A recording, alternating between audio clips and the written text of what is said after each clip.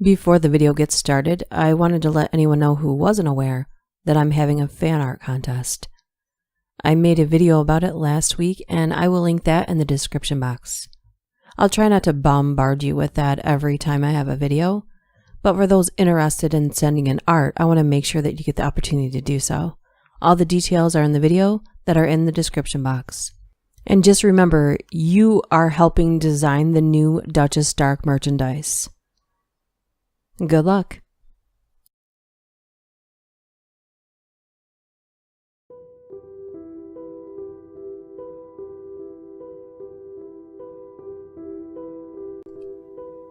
I travel a lot for work. This isn't as glamorous as it sounds.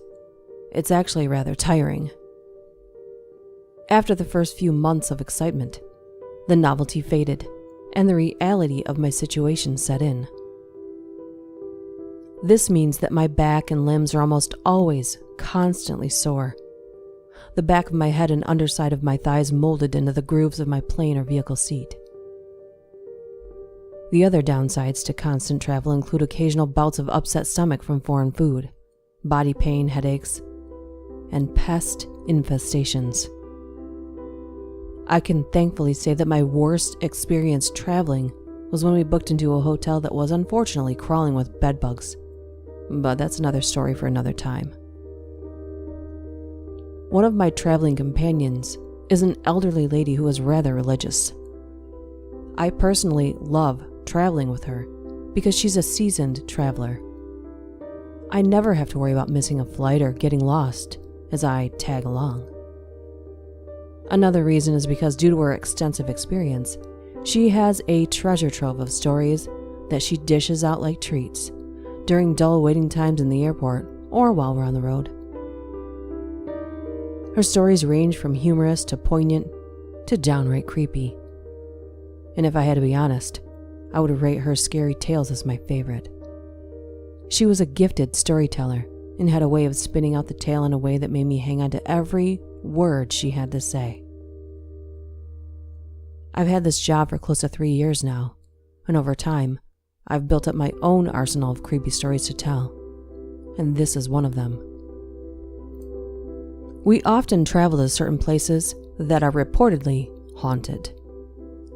This ranges from old hotels to ancient manors. My very first work-related supernatural experience happened during my first work trip. I was 19, fresh out of university, literally bouncing with excitement over my job. We had settled into an old hotel for the night, and since we didn't book in advance, we were forced to share rooms. Not that I minded. I'm a very social person and I love having the company. My designated roommate was the elderly lady. She and I shared a king-size bed and fell asleep pretty quickly. My sleep, however, was short-lived, since I felt somebody tugging on the sheets. I admit that I got annoyed. We had been on the road for close to 10 hours, and all I wanted was a good night's rest. I kicked off the sheets and moved as far as I could to the edge of the bed, shut my eyes, and attempted to go back to sleep. I was finally dozing off again when I felt fingers stroking my foot. I was enraged. I snatched my foot away and exhaled in annoyance, hoping to convey my displeasure. I was about to say something when I noticed that my bedmate seemed to be fast asleep. Her hands clasped on top of her stomach. My anger died down somewhat as I sat there in confusion.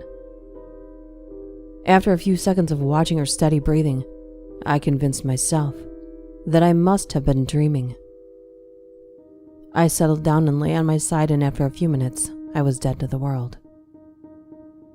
This time when I woke up, the situation was undeniable.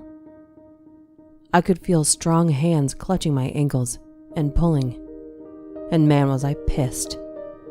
I kicked once, hard, then sat up with a snarl, and that's when I noticed that the other side of the bed was empty.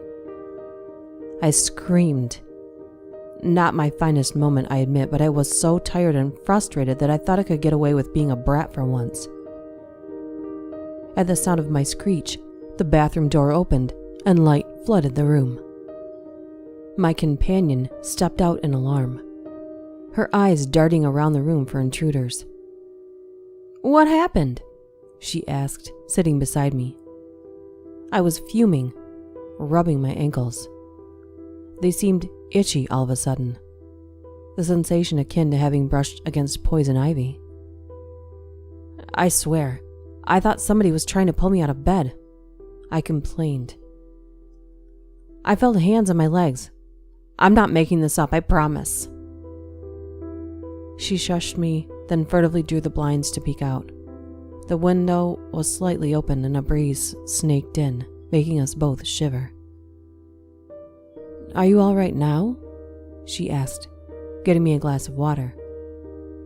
I thanked her and then gulped down the water, nodding that I was fine. For some reason, she seemed disturbed. After a few minutes of idle conversation, she persuaded me to go back to sleep. She kept her light on, claiming that she was already awake and was going to do some light reading while I caught up on some sleep. The rest of the night passed without incident. During breakfast the following morning, I enthusiastically told my other companions about what had happened the night before. My roommate was oddly silent. She finished her breakfast quickly, then said she was going to take a quick walk in the garden before we left. I downed the rest of my breakfast and followed her. While we walked briskly around the garden, I brought up the incident the previous night. At first, she didn't say anything.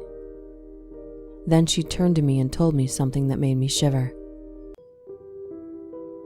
"I didn't want to bring this up until we left," she said. "But last night there was a reason I didn't go back to sleep and kept the lights on. You see, when I stepped out of the bathroom, I saw a pair of arms with very long fingers slither back under the bed.